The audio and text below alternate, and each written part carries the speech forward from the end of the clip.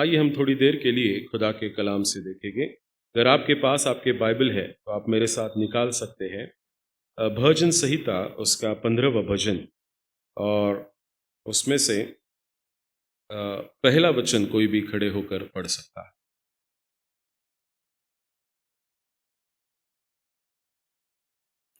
प्रार्थना करेंगे। धन्यवाद देते परमेश्वर आज के इस वक्त के लिए जो वक्त आपने दिखाया, ताकि हम सब मिलके आपके नाम की हमदो सुना करने पाए। मैं नहीं, आपकी आत्मा आपके लोगों से उनकी जरूरत के अनुसार बात करे। सब कुछ आपके बेटे खुदावन यीशु मसीह के नाम से मांगते सुन और तो कबूल कर, आमीन। परमेश्वर का धन्यवाद हो आज के इस सुबह के वक्त के लिए। Today it's a psalms exhortation. आज जो है एक भजन को विस्तारित रूप में देखने की कोशिश करेंगे, और ये भजन हमारे जीवन से काफी ताल्लुकात रखता है। हमारी निजी जीवन में जैसे हम अपने रोजमर्रा के जीवन के कार्य करते हैं, उसमें ये काफी ताल्लुकात रखता है। और शायद इस भजन के बारे में आपने पढ़ा होगा।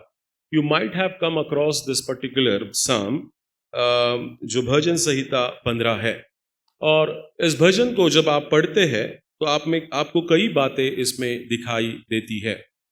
अब ये इस उपदेश को, ये भजन जो है इस उपदेश को लेके आता है कि परमेश्वर के अति पवित्र घर के अतिथि।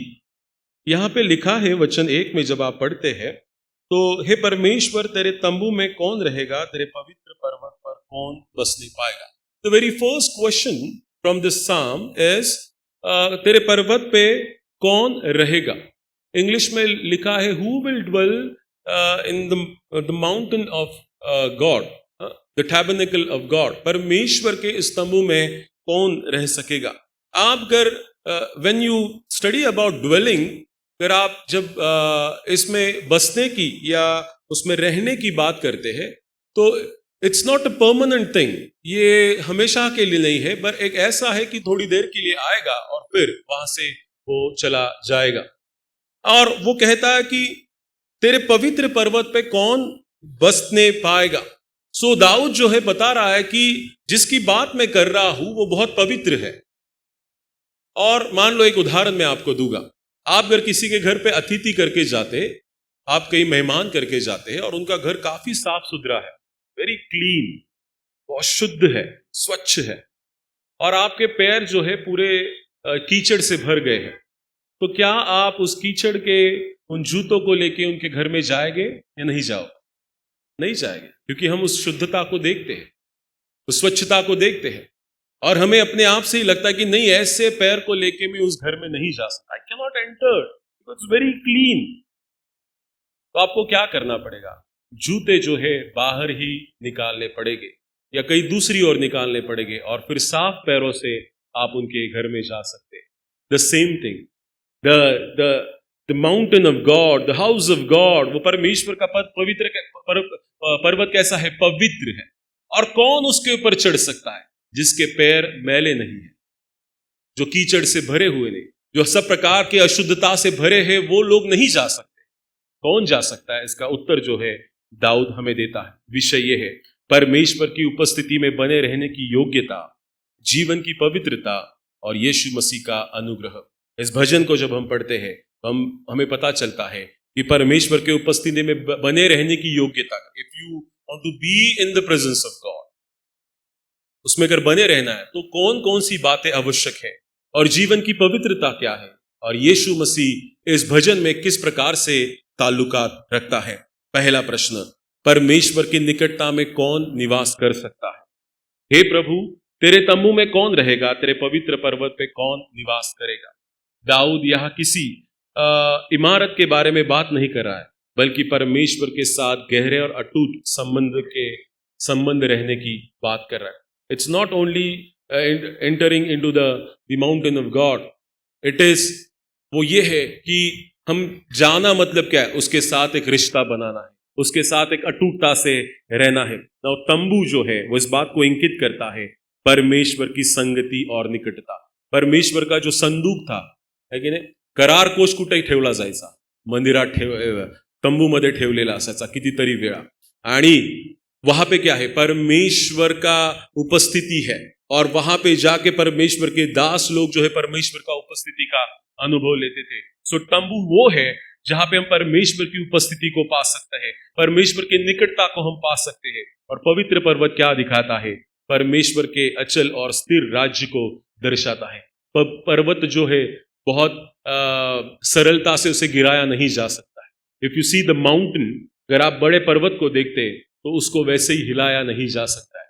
आप उसको तोड़ के आप उसको पूरा प्लेन करने की कोशिश करोगे, वो एक दिन का काम नहीं, उसमें काफी प्रयास लगेगा। तो ये दो बातें बहुत महत्वपूर्ण है कि इस भजन में वो तंबू क्या दिखाता है, वो परमेश्वर की संगति और परमेश्वर के साथ निकटता को दिखाता है। और दाऊद कहता है कौन उसके साथ निकटता बना सकता है। और ये पवित्र पर्वत जो है वो क्या दिखाता है? परमेश्वर की स्थिरता, परमेश्वर की दृढ़ता जो हमारे जीवन में होनी बहुत जरूरी है। हम आगे देखते हैं, यहोवा के पर्वत पे कौन चढ़ सकता है? उसके पवित्र पर्वत पे कौन खड़ा हो सकता है? वही जिसके काम निर्दोष और शुद्ध है। आप निकाल सकते भजन संहिता उसका 24वां भजन और 3 और 4। यहोवा के पर्वत पे कौन चढ़ सकता है और उसके पवित्र स्थान में कौन खड़ा हो सकता है? There is a answer in verse 4। जिसके काम निर्दोष और हृदय शुद्ध है, जिसने अपने मन को व्यर्थ बातों की ओर नहीं लगाया और न कपट से शपथ खाई है। This is the first answer. If you want to enter into the house of the Lord or maybe the tabernacle of God, परमेश्वर के तंबू में आप वास करना चाहते, उसमें जाना चाहते, परमेश्वर के पास आप जाना चाहते हैं, वहां पे बसना चाहते हैं, in order to dwell, in order to stay with him, उसके साथ अगर रहना चाहते हैं तो ये उसकी योग्यता है। और वो क्या है? जिसके काम निर्दोष और हृदय शुद्ध है। Now listen carefully. बिफोर आप देखते हैं कि वहां पे जाने के लिए हम अपने आप को जांचे परखे कि क्या हमारा हृदय शुद्ध और पवित्र है। लिखा है जो निर्दोष है, शुद्ध है, जिसके मन को व्यर्थ बातों की ओर नहीं लगाया है और जिसमें कपट से शपथ नहीं खाई है। आज हमने अपने मन को कहां पे लगाया है? क्या हम सिर्फ जाने के लिए परमेश्वर के पास जाते हैं और मन कहीं और है? No, you won't find peace. आप उस शांति को, आप उस इत्मीनान को नहीं पा सकते हैं जब तक आप अपने हृदय को परमेश्वर की ओर नहीं लगाते हैं, परमेश्वर की बातों के ओर नहीं लगाते हैं। तब तक आप परमेश्वर की उस उपस्थिति का अनुभव नहीं कर सकते हैं। तो मेरे प्रियो, पहली बात हम यहाँ पे सीखते हैं कि कौन है जो परमेश्वर के पर्वत पे खड़ा हो सकता है, चढ़ सकता है। और वो है जो निर्दोष है, जिसने अपने हृदय को शुद्ध रखा है, जिसने अपना मन व्यर्थ बातों की ओर नहीं लगाया है और जिसने अपने कपट से शपथ नहीं खाई है। हम दूसरी बात देखते हैं, एक पवित्र और सत्यनिष्ठ जीवन। वचन 2 से लेकर 5 तक परमेश्वर का उत्तर बाहरी धार्मिक बातों से नहीं है, बल्कि हमारे आंतरिक चरित्र और व्यवहारिक जीवन से है। वचन 2 से लेकर 5 तक हम देखते हैं, परमेश्वर ये नहीं कहता है, उस मंदिर में का जब जिक्र करता है तो उन दीवारों के बारे में नहीं कहता है। वो इस बात को कहता है कि हमारा मन या परमेश्वर के प्रति ठीक है। फिर हम आगे देखते हैं, हमारा मन क्या खराई से चलता है। वह जो खराई चलता है और धर्म के मार्ग पर धर्म के काम करता है और हृदय से सच बोलता है और अपनी जीभ से चुगली नहीं करता और अपने मित्र की बुराई नहीं करता और अपने पड़ोसी की निंदा नहीं करता है। वचन 2 से लेके 5 तक कौन परमेश्वर के भवन उस पर्वत पे चढ़ सकता है? उसके तंबू में कौन रह सकता है?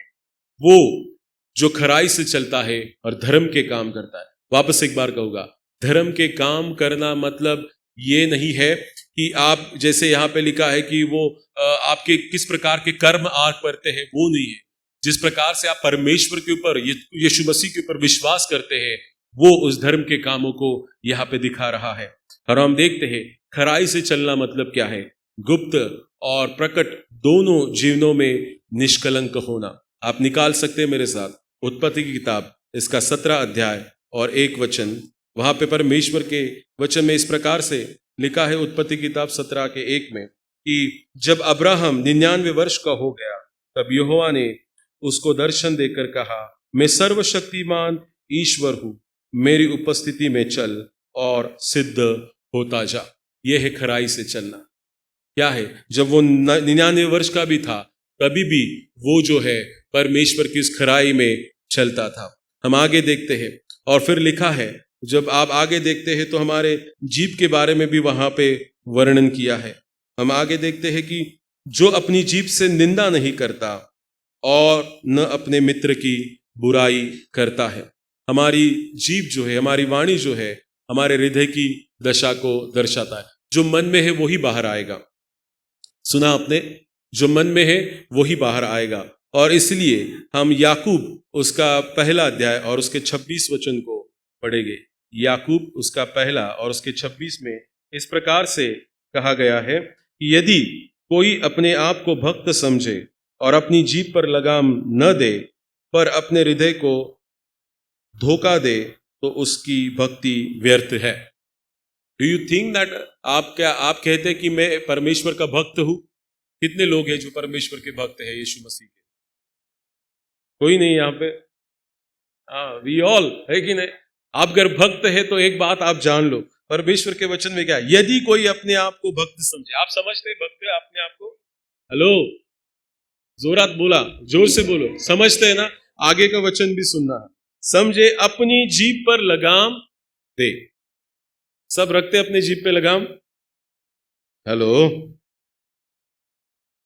अपने जीभ पर लगाम न दे, पर अपने हृदय को धोखा दे, तो उसकी भक्ति व्यर्थ है। पहले आपने कहा मैं भक्त हूं। Yes, I am so happy, I am so glad कि मेरे कलीसिया के लोग परमेश्वर के भक्त हैं। भक्त बिना भक्ति अधूरी है कि नहीं? I am so happy. पर आगे वचन कहता है कि अगर हम अपने जीभ पे क्या ना दे, लगाम न दे, है कि नहीं? इसके वजह से हम उस भक्त की कैटेगरी में से कैंसिल हो जाएंगे। अभी तक हम क्या कर रहे थे? हम भक्त है, भक्त है, भक्त है। पर जब हम हमारे जीभ के ऊपर लगाम नहीं देंगे तो हम भक्त परमेश्वर के नहीं बन सकते हैं। और लिखा है इसीलिए याकूब की पत्री में कि अगर वो अपने जीभ पे लगाम न दे और अपने हृदय को धोखा दे, तो उसकी भक्ति व्यर्थ है। You come to church, hello listen carefully, you come to church, आप कलीसिया में आते हैं, परमेश्वर की आराधना करते हैं, अपनी हाथों को उठा के आराधना करते हैं।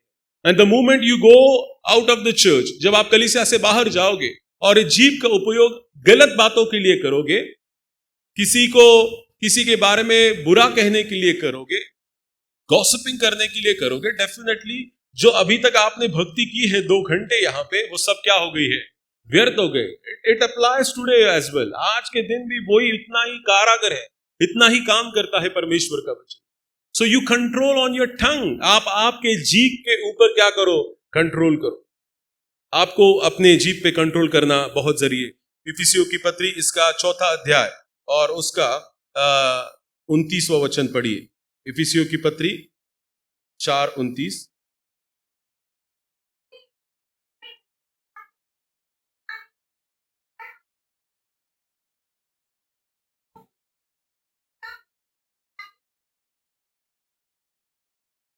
क्या लिखा है? पहला तो अपनी जीभ से क्या मत करना? चुगली नहीं करना।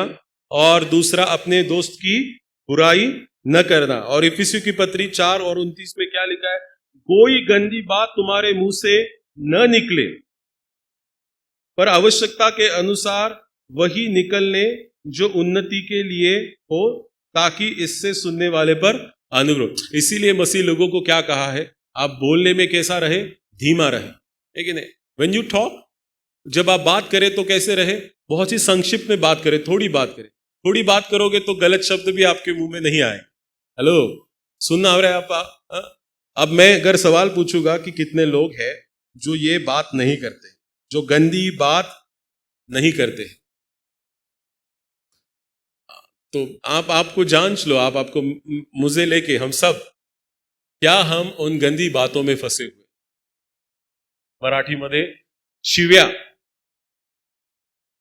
अगदी छोट्या शिव्या का असणार किंवा मोठमोठ्या शिव्या का असणार, घाणेरडे शब्द, अगर हम वो उन बातों का इस्तेमाल करते हैं तो शायद नहीं, हम भक्त नहीं हो सकते। तो क्या है? पर आवश्यकता के अनुसार वही निकाले। हमारे मुंह से भी क्या बातें निकलनी चाहिए? कौन सी बातें निकलनी चाहिए? जो उन्नति के लिए हो और उत्तम हो, ताकि सुनने वाले पर अनुग्रह हो। हेलो, सुना आपने?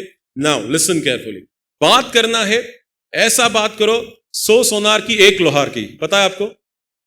देखिए, बहुत बड़बड़ाने से कुछ नहीं होगा। जो वाइज होता है, वाइज, जो बहुत ही बुद्धिमानी होता है, उसका एक शब्द भी सब काम कर देता है। और बड़बड़ करने वाला जो है कई घंटे बड़बड़ करते रहेगा पर कुछ काम नहीं होगा। इतना अपने आप को ऐसा तैयार करो परमेश्वर के प्रति। मैं ज्यादा नहीं बात करूंगा, I won't say many things, मैं शांत रहूंगा और बुद्धिमान जैसे बात करूंगा। मेरी एक बात जो है सामने वाले के जीवन में परिवर्तन लेके आए। दूसरों के उद्धार के लिए हमारा बोलना भी क्यों है? दूसरों के उद्धार के लिए, दूसरों को नीचा दिखाने के लिए नहीं होना चाहिए। समझ रहे मेरी बात को आप? Hello, if you are true Christian, if you are true follower of Jesus Christ, अगर आप खुदावन यीशु मसीह का अनुग्रह करने वाले लोग हैं, तो समझ लो कि आपसे, आपके मुख से जो परमेश्वर ने दिया है, आपकी जीभ जो परमेश्वर ने बनाई है, उसका इस्तेमाल किस लिए किया है? अच्छे बातों के लिए, कि जे मेरे मुंह से बातें आए दूसरों के लिए उद्धार का कारण बनने पाए, दूसरे सवर जाए। ऐसा नहीं है कि जो मरने के लिए जा रहा है और आपको मौका मिला है कि मैं उसको क्या करूं, संभालूं, और आप कहेंगे कि कुछ नहीं रहा, अभी देखो क्या क्या हो रहा है। You are discouraging him. जो 5 मिनट के बाद जाने वाला है, वो 3 मिनट के बाद ही अपने आप को खत्म कर देगा। समझ रहे हैं मेरी बात को? Those who are going, who are dying, जो मरने की कगार पे है, उन्हें क्या करो? परमेश्वर का वचन कहता है, जो पाप की दलदल में वो जो नीचे जा रहे हैं, उनको खदेड़ के बाहर निकालो। This is what we are supposed to do. ऐसा नहीं है जो जा रहा है उसको और भी लात मार के और भी अंदर, तू अंदर चले जा। नो, ये नहीं है। तो हमारा बात करना कैसा हो? बहुत ही कम हो। और परमेश्वर का वचन कहता है, कौन परमेश्वर के तंबू में वहां पे रह सकता है? कौन उसके पवित्र पर्वत पे बस सकता है? वो है जो अपनी जीभ से जो है बुराई, चुगली नहीं करता और अपने मित्र की बुराई नहीं करता, गंदी बातों को नहीं कहता है। तो 3 बातें हमें इस वचन से सीखी कि पहली बात, खराई से चलना मतलब क्या है? कि परमेश्वर का वचन वहां पे अब्राहम को जिस प्रकार से कहता है कि तू मेरे साथ चल और सिद्ध होते जा, है कि नहीं? जितना परमेश्वर के साथ रहेंगे और चलेंगे उतना सिद्ध बनते जाएंगे। वी आर नॉट परफेक्ट, हम परिपूर्ण नहीं है, but as we walk with the Christ, जब हम खुदावन यीशु मसीह के साथ उसके पद चिन्हों पे चल रहे हैं, हम सिद्धता की ओर जा रहे हैं, हम सिद्ध बन रहे हैं। और इस सिद्ध बनने के बीच में हमें कौन कौन सी बातों का ख्याल रखना है? हमें अपने जीभ पर नियंत्रण रखना है। चुगली करने से क्या करना है? दूर रहना है। आप पढ़िए वापस एक बार भजन संहिता उसका 15 और उसका 2 से, वह जो खराई से चलता और धर्म के काम करता है और हृदय से सच बोलता है, जो जीभ से, अपनी जीभ से निंदा नहीं करता और अपने मित्र की बुराई नहीं करता और अपने पड़ोसी की निंदा नहीं करता। निंदा मत करो। हेलो, सुना आपने? कौन कौन? आपसे अपने जीभ से निंदा मत करो और अपने पड़ोसी की निंदा मत करो। मतलब क्या है निंदा मत करो? बोलिए आप सब। हाँ, जिन लोगों ने बोला है परमेश्वर ने, उसके दूतों ने सुना है। भाई आप निंदा करोगे तो स्वर्गदूत और आप देख लो क्या करना है कि नाही? आता तुम्ही बोललात, ज्या अर्थी तुम्ही बोललात, आता देवाचे दूत आणि तुम्ही बघून घ्या, जर पुढच्यास निंदा केली तर मग स्वर्गदूत फार भयंकर है। एक ब्रदर है, वो कहते हैं, जब पिछले दिनों मेरी उनसे मुलाकात हो गई, उन्होंने कहा कि अगर वो जो मिकाएल है, मिकाएल स्वर्गदूत जो है, अगर उसको गुस्सा आया ना गलती से भी, जो अभी चल रहा है, जो सताव चल रहा है, और उसने ठान लिया कि मारे किसी को, तो अगर वो किसी के रिब में एक किक मार देगा तो उसकी सब हड्डियां जो है टूट जाएगी। पर वैसा कर नहीं रहे, वो शांतता से सब बातों को ले रहे। और अगर ये स्वर्गदूतों के सामने आप कुछ कहते हैं तो वो सब जाके परमेश्वर को बोलते हैं। आप विश्वास करते? हाँ, उनका काम ही है ये। इधर जो बातें हैं परमेश्वर को बताए, अच्छी बातें हैं, बुरी बातें, they will tell to God, see your son is doing like this, your daughter is doing like this, है कि नहीं? परमेश्वर क्या वो सभी बातों को सुनता है। और इसीलिए लिखा है कि तुम क्या मत करो? निंदा मत करो अपने, और हृदय से सच बोलो। पिछली बार मैंने सच के ऊपर प्रचार किया था। तो सच जो है, झूठ हम बोलते हैं, पता है आपको? हेलो, कोणी असं खोटं बोलत नाही? अजिबात आमच्याकडून खोटं बोललं जात नाही। ऐसा नहीं है कोई। पर मैं क्या कहता हूं कि एक दिन का काम नहीं है कि आपने ठान लिया और कल से झूठ बोलना बंद किया। It is a process. मैंने ठान लिया है, अब मैं जब झूठ बोलने जा रहा हूं या बोल भी दिया तो अगली बार मैं ध्यान रखूंगा, अब जब आगे की बात आएगी तो मैं नहीं बोलूंगा। ऐसे धीरे धीरे अपने आप के ऊपर हम काम करेंगे और एक दिन आएगा कि हम झूठ से परे हो जाएंगे। और इसीलिए परमेश्वर का वचन कहता है कि तुम क्या करो, हृदय से सच बोलो और अपने आप को पूछा करो। जब आप झूठ बोलने की बारी आए तो अपने आप को पूछो कि यह सही है या गलत है। अपने आप को पूछो, क्योंकि परमेश्वर के वचन में लिखा है कि जो हृदय से सच बोलता है। If you want to be in the presence of God, if you want to be in the tabernacle of God, if you want to be in the mountain of God, अगर आपको वहां पर रहना है तो इन बातों को करना है जो परमेश्वर के वचन में अभी तक हम देख रहे हैं। पहली बात है, हमें खराई से चलना है, धर्म के काम करना है, हृदय से सच बोलना है और हमें अपनी जीभ से किसी की निंदा नहीं करना है। त्यावेळी जीभ चावली तरी चालेल, हॅलो, मग तुम्हाला लक्षात येईल की नाही बोलायचं परत। और अपने मित्र की बुराई नहीं करता है। मित्र की बुराई करना भी बहुत अभी यंगस्टर्स में बहुत पॉपुलर बन गया है कि नहीं? बहुत ही मुंह पे बहुत ही अच्छी से बात करेंगे एंड व्हेन द टर्न, जब वो पलटे गई तो उसी दोस्त की क्या करने लगेंगे, बुराई करने लगेंगे। पर मसीह नौजवान जो है इस बात पर, इस प्रकार की बातें नहीं करेंगे और अपने पड़ोसी की निंदा नहीं, और न अपने पड़ोसी की निंदा सुनता है। देन आगे हम देखते हैं कि परमेश्वर की संगति और पवित्रता क्या है। वह जिसकी दृष्टि में निकम्मा मनुष्य तुच्छ है और जो यहोवा के डरवैयों का आदर करता है और जो शपथ खाकर बदलता नहीं, हानि क्यों भी उठानी पड़े। जिसकी दृष्टि में निकम्मा मनुष्य तुच्छ ठहरे और जो यहोवा के डरवैयों को आदर करता और शपथ खाकर नहीं बदलता, चाहे हानि भी उठानी पड़े। परमेश्वर के भय मानने वालों का आदर करना मतलब क्या है? पहले कुरिन्थियों की किताब उसका 15 अध्याय और उसका 33 वचन अगर आप पढ़ोगे तो वहां पे लिखा है कि किस प्रकार से उनका जीवन होता है। पहला कुरिन्थियों 15 अध्याय और उसका 33 वचन, हाँ क्या लिखा है? हम अपना बहुमूल्य समय संगति किन लोगों के साथ बिताते वो मायने रखता है। परमेश्वर के लोगों का आदर करना मतलब क्या है? पहले तो हमारे मन में यह सवाल आना चाहिए कि हम किसकी संगति में अपने वक्त को बिताते हैं। Who's your best friend? Who's your neighbor? Who is your good friend that you are spending time with him or her? आप कौन सी लड़की के साथ, कौन से लड़के के साथ समय बिता रहे हैं, वो आपको और मुझे सोचने की बात है। और परमेश्वर के वचन लिखा है, धोखा न खाना, बुरी संगति अच्छे चरित्र को बिगाड़ देती है। कैसी संगति? बुरी संगति। मेरा चरित्र बहुत अच्छा है, I am good in the eyes of God, परमेश्वर के नजर में भी बहुत मेरा चरित्र स्वच्छ है, अच्छा है। पर अगर मैं बुरी संगति में लग जाऊं तो मेरा चरित्र भी क्या हो जाएगा?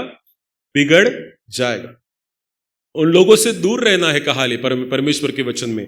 जैसे हमने अभी तक पढ़ा है कि उन लोगों को जिसकी दृष्टि में निकम्मा मनुष्य तुच्छ है और जो यहोवा के डरवैयों का आदर करते। परमेश्वर के डरवैयों का आदर करना मतलब क्या है? उन बुरी लोगों से या उन लोगों का जो बुरी संगति में है उनसे दूर रहना बहुत जरूरी है। और हम और देखते हैं मत्ती रचित सुसमाचार इसका 5 अध्याय और उसका 37वां वचन, मैथ्यू चैप्टर 5 वर्स 37।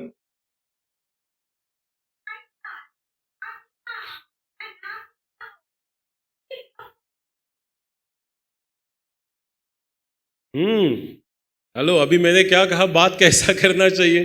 थोड़ा सा वेरी लिटिल। वापस एक बार कहूंगा, वो कहावत मैंने इसलिए जानबूझ के कही थी, 100 सोनार की 1 लोहार के। बहुत नहीं बोलना है, लिखा है परमेश्वर के वचन में, पर तुम्हारी बात हाँ कि हाँ या नहीं कि नहीं हो, क्योंकि जो कुछ इससे अधिक होता है वो कैसे है? बुराई से होता। जास्त गप्पा मारल्या लक्षात ठेवा, हे देवाकडून नाही। विषयांतर झालं, विषयाला सोडून बोलायला चालू केलं तर हे कोणापासून आहे? बुराई से है, वो गलत है।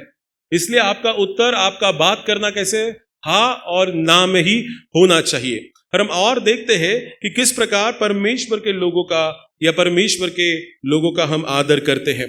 और धन, और आगे वचन 5 अगर हम देखते हैं, भजन संहिता उसका 15 और वचन 5 में अगर देखते हैं, जो अपना रुपया ब्याज पर नहीं देता और निर्दोष की हानि करने के लिए घूस नहीं लेता। तो धन और धन का उपयोग जो परमेश्वर से हमें प्राप्त हुआ है, उसका सही उपयोग किस प्रकार से करना चाहिए, ये भी मायने रखता है। परमेश्वर का धन लालच में आकर किसी लाचार व्यक्ति का हमें शोषण नहीं करना चाहिए। If God has given wealth, अगर परमेश्वर ने हमें उससे नवाजा है, तो हमें उसका उपयोग गलत बातों के लिए नहीं करना है। निर्गमन की किताब उसका 22 अध्याय और उसका 25 वचन में अगर हम देखते हैं, तो वहां पे उसके लिए ये बात लिखी है। निर्गमन की किताब उसका 22 अध्याय और 25 वचन।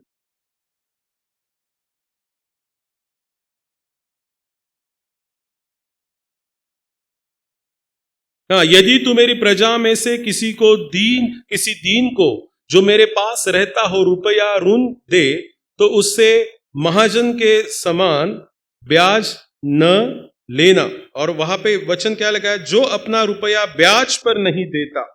कौन परमेश्वर के पर्वत पे खड़ा रह सकता है? ये वचन 5 के अनुसार ब्याज पे नहीं देता।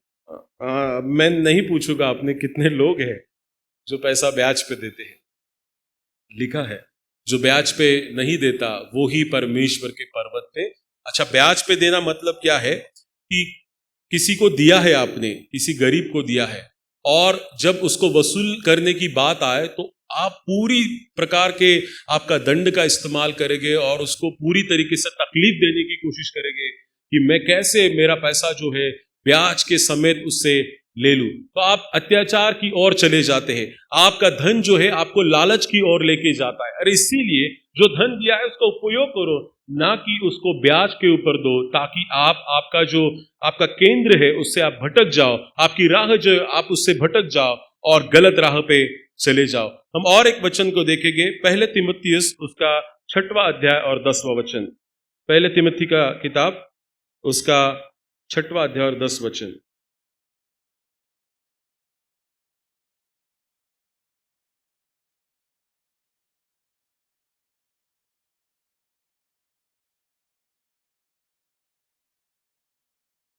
हाँ, ध्यान से सुनना।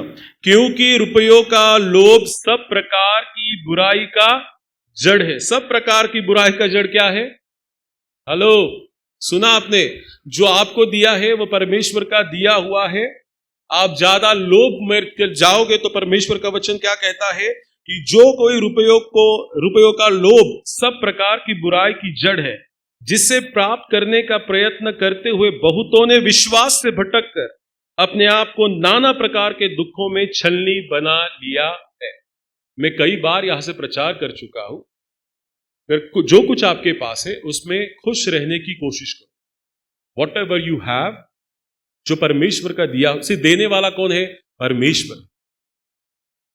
पर अगर हम परमेश्वर को छोड़ के सिर्फ पैसा कमाने की बात करें या उसमें कैसा और बढ़े, मेरे पास धन कैसा बढ़े, तो परमेश्वर के वचन में क्या लिखा है?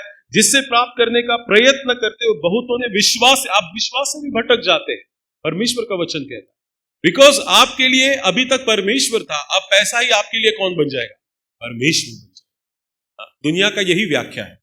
When you go to the world, जिसके पास पैसा है वही सबसे बड़ा है। पैसे से कुछ भी खरीदा जा सकता है।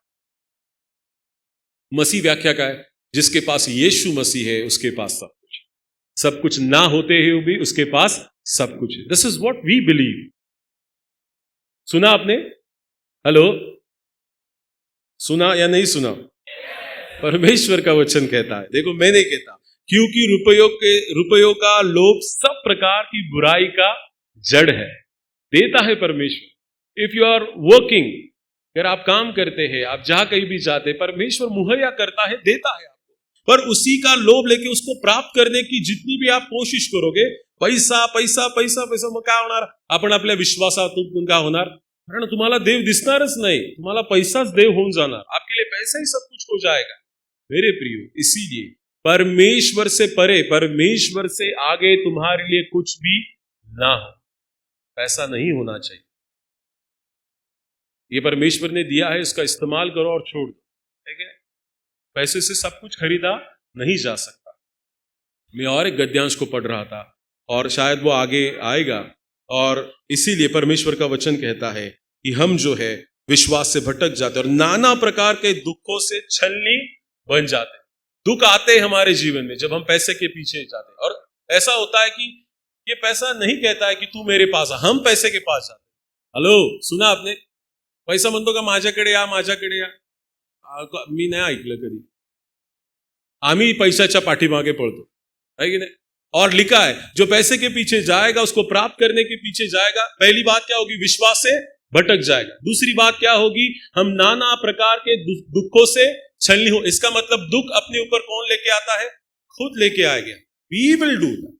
पैसा नहीं, हम लेके आएंगे, क्योंकि हम पैसे के पीछे भाग रहे हैं। और फिर दुख होगा, अरे इतकं टेन्शन आलंय, बीपी वाढलं, हे झालं ते झालं, कशाला एवढं टेन्शन जो है आपके पास?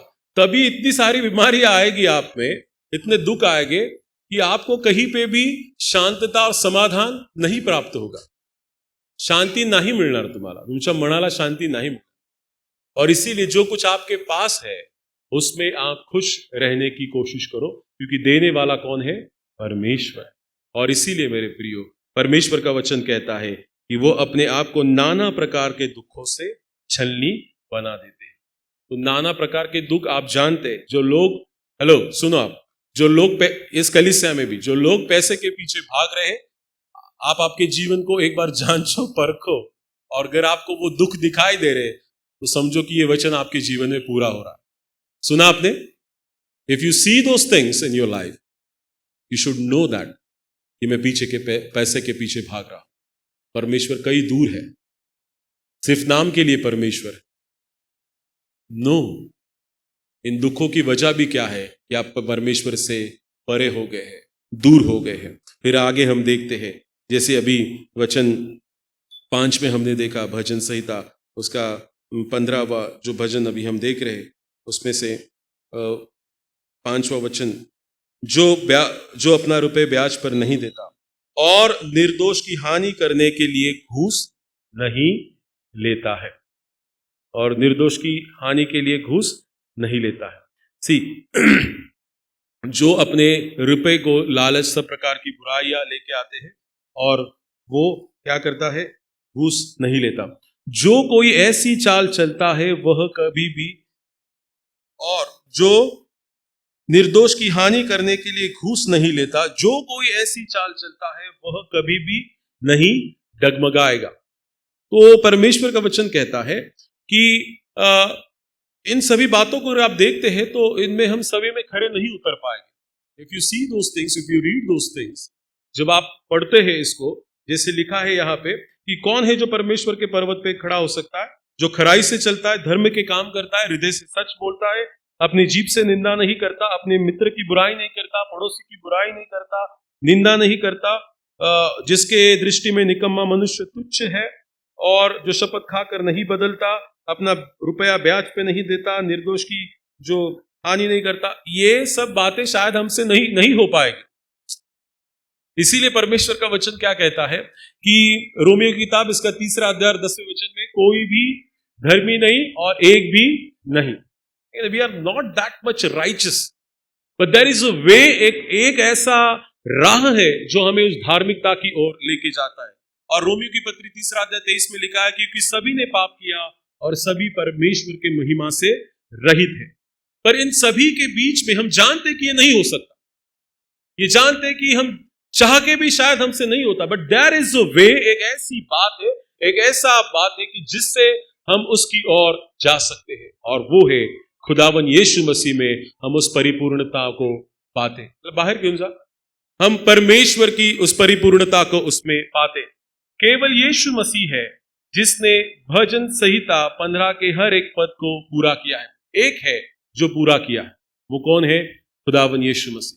क्या आपने यीशु मसीह को कभी ऐसे देखा है कि जो झूठ की राह पे चलता है? क्या आपने उसको अधार्मिक कार्य करते हुए देखा? नहीं, आपने ऐसी बातें नहीं देखी। एक है जिसमें इस सभी बातों को हम पूरा होते हुए देखते हैं, और वो कौन है? यीशु मसीह। पहला पत्रस पतरस की पहली पत्री 2 अध्याय 22 वचन में, उन्होंने कोई पाप नहीं और न उनके मुंह से छल की बातें निकली। खुदावंद यीशु मसीह के बारे में फिलिप्पियों की पत्री 2 अध्याय 8 वचन, उन्होंने पिता की इच्छा पूरी करने के लिए क्रूस की मृत्यु तक दुख सहा और अपना वादा निभाया है। वचन भजन संहिता 15 को देखो और यहाँ पे यीशु मसीह को देखो, और व्हेन यू कंपेयर दोज उन दोनों को जब आप तुलना करोगे तो यीशु मसीह उसमें खरा ठहरेगा, क्योंकि उसने कभी पाप नहीं किया है, उसने अपने मुंह से छल की बातें नहीं की और उसके पिता के आज्ञा के अनुसार चला है। क्रूस पर यीशु को परमेश्वर की उपस्थिति से बाहर किया ताकि उसके द्वारा हम निष्कलंक ठहरे। आज जब हम यीशु मसीह पर विश्वास लाते हैं तो हमें उसकी धार्मिकता का वस्त्र पहनाया जाता है, और ये धार्मिकता का वस्त्र जो है हमें कभी भी डगमगता नहीं है। When we believe in the Christ, हम खुदावन यीशु मसीह के ऊपर जब विश्वास करते हैं तो मान लो कि हम उस धार्मिकता के वस्त्र को पहन लेते हैं, और फिर ये बातें हमसे हो सकती है। अभी तक मैं आपसे कह रहा था कि नहीं हो सकती। एक मनुष्य होने के कारण, एक मनुष्य के रूप में, एक दुनियाई व्यक्ति जब एक दुनियाई मनुष्य है, हम ये बातें नहीं कर सकते। But when we have a Christ, जब हमने खुदावन यीशु मसीह को ग्रहण किया है, जब उसको पहन लिया है, तो ये बातें जरूर मुमकिन हो सकती है। मैं सच बोल सकता हूँ, मैं झूठ से दूर रह सकता हूँ, मैं किसी की निंदा नहीं करूंगा, मैं अपने पड़ोसी की निंदा नहीं करूंगा, मैं अपना रुपया जो है ब्याज पे नहीं दूंगा। ये सब बातें हो सकती है किसमें? जब हम खुदावन यीशु मसीह में है, उसमें परिपूर्णता है। जो ऐसे काम करता है वो कभी भी न डगमगाएगा। जैसे लिखा है, जब हमारा जीवन मसीह की धार्मिकता की नाम का जो चट्टान है उस पर बना होता है, तो उसके अनुग्रह से हमें कितने भी तूफान आए, हम जल्दी से गिर नहीं सकते, क्योंकि यीशु मसीह के ऊपर हमने विश्वास किया है। और इसीलिए मैं आपसे कहना चाहता हूं, जैसे मत्ती रचित सुसमाचार 7:24 में लिखा है, इसीलिए जो कोई मेरी बातें सुनकर उन्हें मानता है वो उस बुद्धिमान मनुष्य के समान ठहरा है जिसने अपना घर जो है चट्टान पे बना लिया है। Have you heard the word of God? Yeshu Masih के वचनों को अगर आपने सुना है तो मान लो कि आपने आपका घर जो है उस चट्टान पे बना लिया है, और अगर उस चट्टान पे बना है तो आप जल्दी गिर नहीं सकते। नाउ आज के इस पूरे जो भजन हमने पढ़ा है उससे क्या सीख लेते हैं? यीशु में अपनी पहचान को देखी। व्हेन यू सी, ध्यान से सुना, जब मैं बाइबल कॉलेज में था तब हमारे लिए कॉमन डॉर्मेट्री में टॉयलेट्स थे। तो जब हम चैपल होता था तो हमारे जो फाउंडर है वो कहते थे कि आप टॉयलेट को भी जब जाओ तो इतना उसको साफ रखना है, आप ऐसे ही उसको गंदा करके नहीं जा सकते। मान लो कि आपके बाद कोई परमेश्वर का दास वहां पे आके इसको अगर इस्तेमाल करे तो आपको कैसा लगेगा, किस प्रकार से आप उसको स्वच्छ रखोगे। तो वैसे ही है जब हम अपने आप को यीशु मसीह में देखते हैं, क्योंकि यीशु मसीह तो पवित्र है, ये हमने जाना है, हमें पता है। और अगर उसको हम अपने आप में देखते हैं तो हम झूठ नहीं बोलेंगे। नहीं, यीशु मसीह मुझ में है, यीशु मसीह का वचन मुझ में है, तो मैं झूठ नहीं बोलूंगा, मैं निंदा। ये बार बार अगर अपने आप को आप याद करवाते कि नहीं, there is a Christ in me, Yeshu Masih मुझ में है, वो मुझ में कार्य कर रहा है। अगर ऐसा आप अपने आप को समझ ले ये बात, तो आप उन बुरी बातों में कभी नहीं जाओगे जो भजन संहिता 15 में लिखी है, और आप उससे परे हो जाओगे। दूसरी बात, अपनी जीभ और विचारों को परमेश्वर को सौंप दो। प्रतिदिन प्रार्थना करें, और जैसे भजन संहिता 19:14 में लिखा, हे यहोवा, मेरे मुंह के वचन और मेरे हृदय का ध्यान तेरे सन्मुख ग्रहण योग्य हो। हाँ, क्या लिखा? दूसरी बात का क्या ध्यान देना है? पहला तो अपने आप में हमें किसको देखना है? यीशु में अपने आप की पहचान बनाना है। दूसरी बात, अपने जीभ और अपने विचारों को परमेश्वर को सौंप देना है। माझ्या जिभेवर कोणाचं नियंत्रण असू दे, परमेश्वरा तुझं नियंत्रण असू दे। माझ्या विचारांवर कोणाचं नियंत्रण असू दे, परमेश्वरा तुझं नियंत्रण। असं बोला, आप अपने आप से बात करो। जब आप घर पे जाओगे, दुआ में है, परमेश्वर की संगति में बैठे, अपने आप को सिखाओ। शायद हम अपने आप का ही नहीं सुन रहे हैं, इसीलिए इन बातों को हम अपने अपने जीवन में देख रहे हैं। तो परमेश्वर का वचन कहता है कि हम अपने विचारों और जीव को परमेश्वर के हाथ में सौंप देना है। और तीसरी और आखिरी बात है, हम सत्यनिष्ठ से जिए, एक सत्य जीवन को जीने की कोशिश करें। चाहे व्यवहार हो, नौकरी हो या व्यक्तित्व के रिश्ते हो, हर जगह मसीह के निष्कलंक स्वभाव को प्रकट करें। हमारे जीवन से मसीह दिखना चाहिए। इसलिए हम जहां पे काम करते हैं, जहां पे नौकरी करते हैं, जो भी कुछ काम करते हैं, वॉट एवर यू डू, ऐसा जियो कि मान लो खुदावन यीशु मसीह आपने जी रहा है। और यही आपके लिए बहुत बड़ा सुसमाचार का साधन है। You no need to go nowadays. आपको बाइबल लेके जाने का तो अनुमति नहीं दे रहे हैं, पर आपका स्वभाव, आपका बर्ताव ऐसा हो कि लोग जाने कि ये कोई अलग है, ये यीशु मसीह का अनुकरण करने वाला है, और उससे ही वो आपको जानेंगे, और वही आपके लिए सुसमाचार का प्रचार करने का सबसे बड़ा औजार बन जाएगा। और इसीलिए आज के इस सुबह के वक्त मैं आपसे यही कहना चाहूंगा कि किस प्रकार से हम अपने आप को परमेश्वर के पास रख सकते हैं। हम डगमगा नहीं सकते हैं। तो वो है, कौन है जो परमेश्वर के तंबू में रह सकता है और कौन उसके पवित्र पर्वत पे बस सकता है। इन बातों को आप ध्यान से सुनना, जो हमने सुना है उसके ऊपर गौर करना कि जो लोग खराई से चलते हैं, धर्म के काम करते हैं, हृदय से सच बोलते हैं, अपनी जीभ से निंदा नहीं करते, पड़ोसी की निंदा नहीं करते, दोस्त की निंदा नहीं करते हैं, और निकम्मे मनुष्य से दूर रहते हैं, परमेश्वर के लोगों की संगति में बैठते हैं, और परमेश्वर के डरवैयों का आदर करते हैं, और शपथ खाकर बदलते नहीं है, ब्याज पर रुपया नहीं देते हैं, और निर्दोष की हानि करने के लिए घूस नहीं लेते। You read it once again.